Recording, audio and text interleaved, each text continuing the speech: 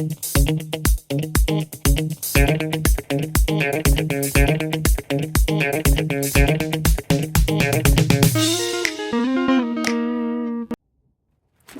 hi.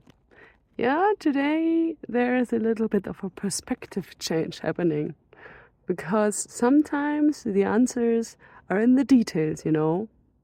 Will it be the case for the next question? Let's see.